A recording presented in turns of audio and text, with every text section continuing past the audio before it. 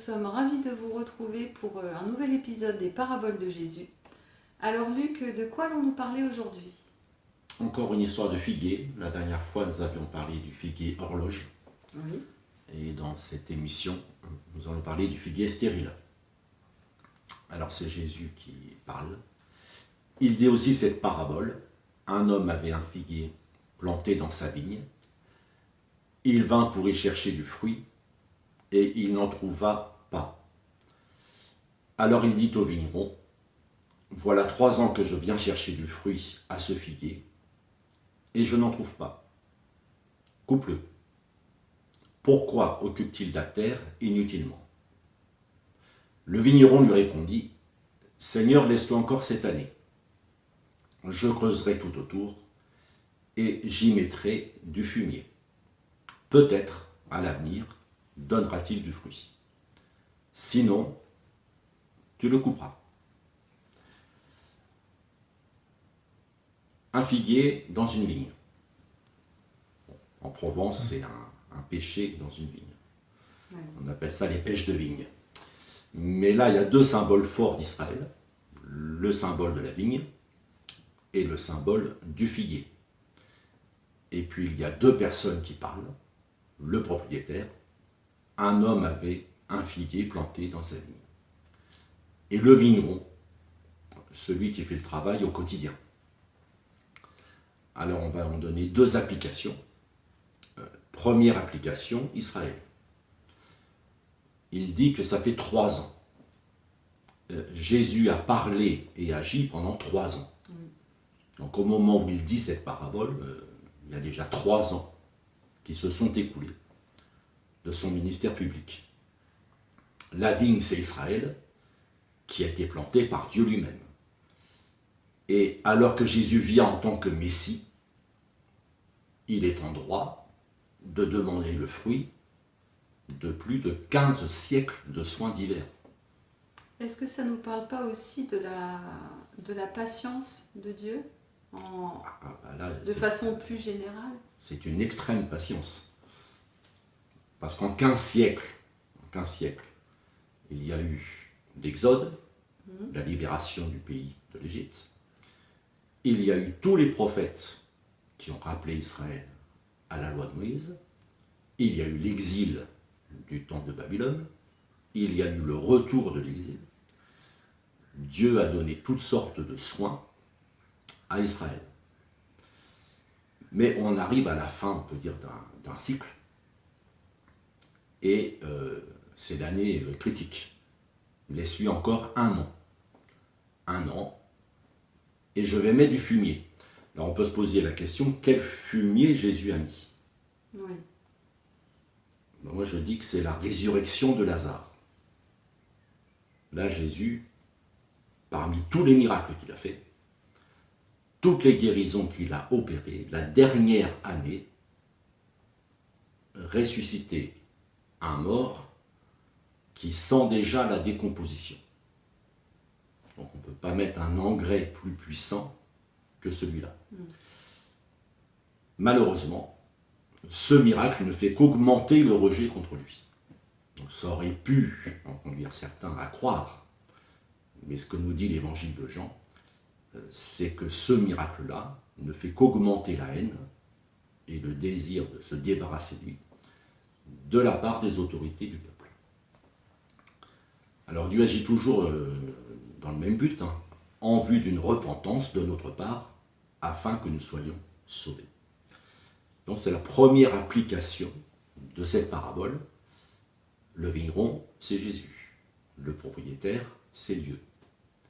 Et c'est Jésus qui intercède son Père en lui disant « Laisse-moi encore un peu de temps. Peut-être vont-ils se repentir. Peut-être vont-ils changer. Peut-être à l'avenir donnera-t-il du fruit, dit la parabole. » Mais 1 an, c'est pas beaucoup par rapport à tout le temps que tu évoquais justement avant.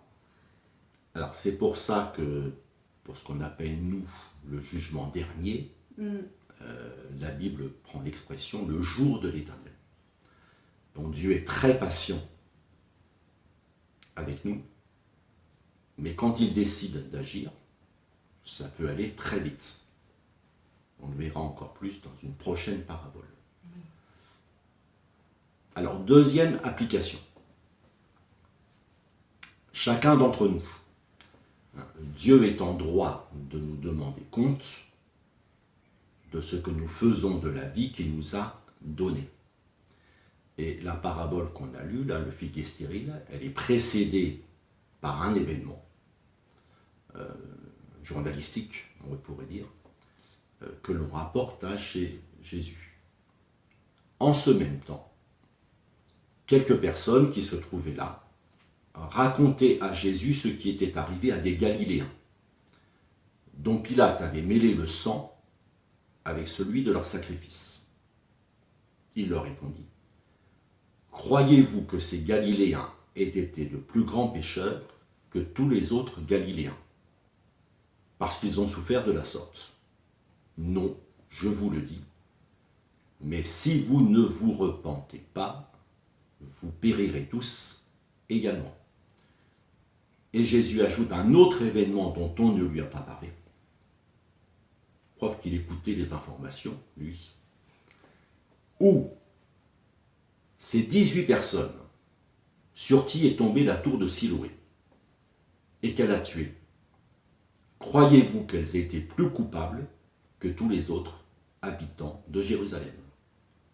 Non, je vous le dis, mais si vous ne vous repentez pas, vous périrez tous également.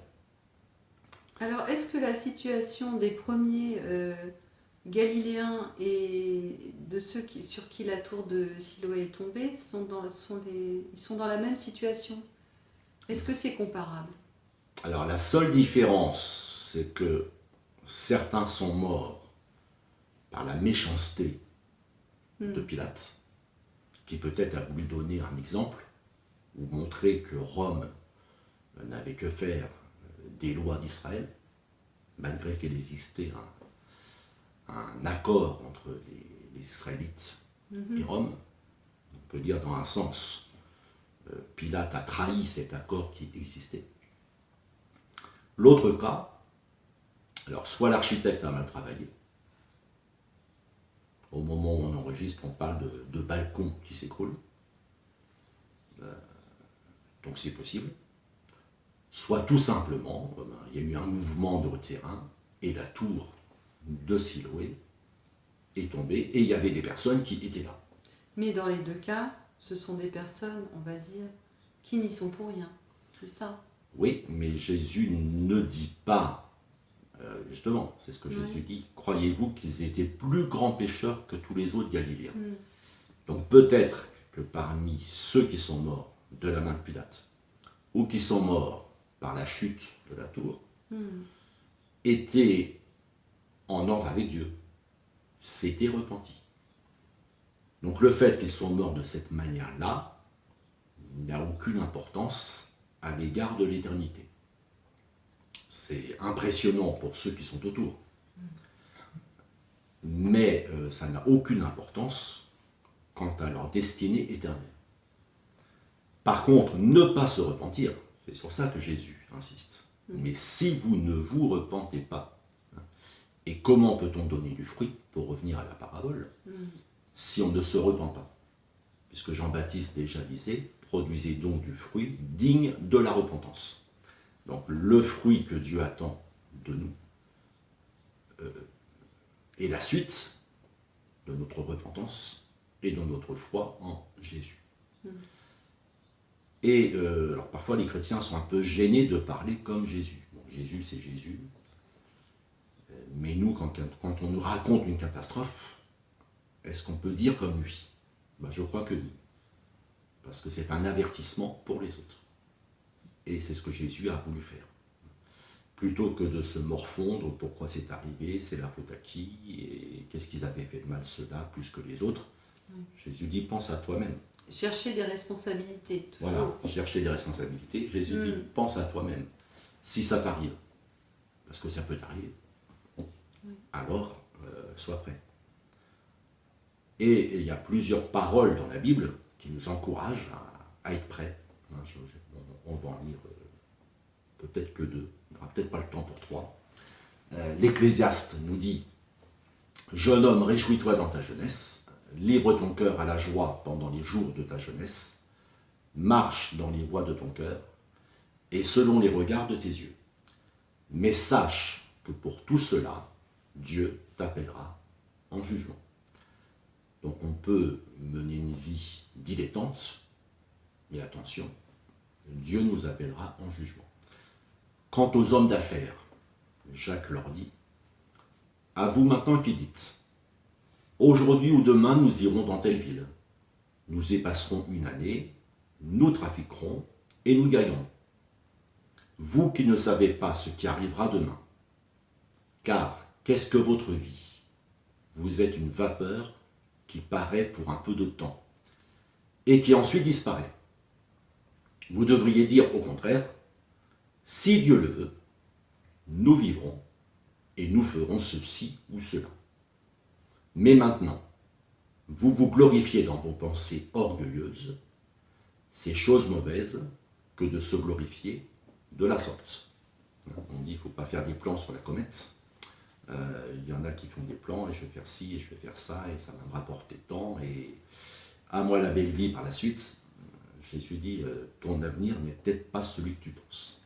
Ou alors peut-être avoir des projets, oui, mais mettre en premier Dieu, non? C'est pas ça qu'il veut dire? C'est mettre le conditionnel de Dieu, si Dieu le veut.